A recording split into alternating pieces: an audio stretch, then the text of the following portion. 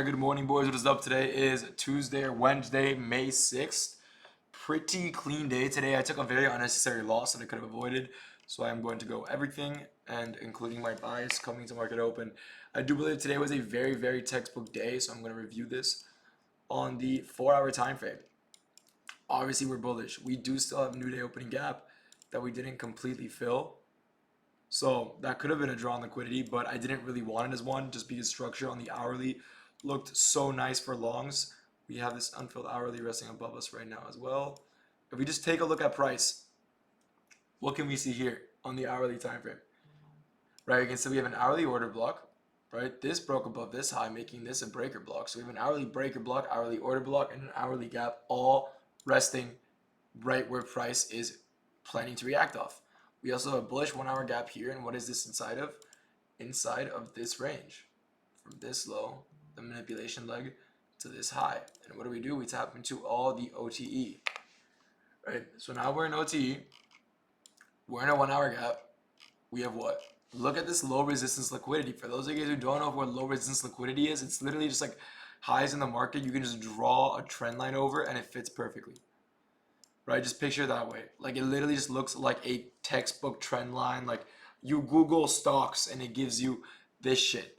This is trend line liquidity. We are very likely to just take this all out. And I just grabbed the high of that trend line liquidity, which was this high right here. And I wanted to long to it. That was my draw. We got this 1-minute CISD at 932. That would have been a nice long as well. Right, on the 30-second, there was this 30-second inversion that played as well. Let me see if we inverse that. Yeah, so 9:32 and 30 seconds was actually the entry of the day. That's actually crazy. But I woke up at 9:35. So when I was on the charts, we have this breaker block right here. Sorry, CISD. I guess it turned into a breaker block later. But let's just call it a change in state and delivery. Why? We sweep the low, last move to the upside, body closure above it. So change in state and delivery right here. 15-minute time frame is also bullish. We also got a 15-minute change in state and delivery right here. And then from there, what I notice? We have a 15-minute CISD and a 5-minute CISD. Right? We retrace into this I'm so slow right now. All right. 5-minute order block, 5-minute change in state, 15-minute change in state. We retrace into literally every possible PD rate possible in this leg, while also retracing into OTE of this bullish range. Right? Why didn't I drop from this low? Well, you could have, and I think we tapped 0.5 or we edged it because we already tapped EQ of this range and pushed higher. So this is now a balanced leg. We need a new leg, which is this. And we tap into the CISD, beautiful reaction off it.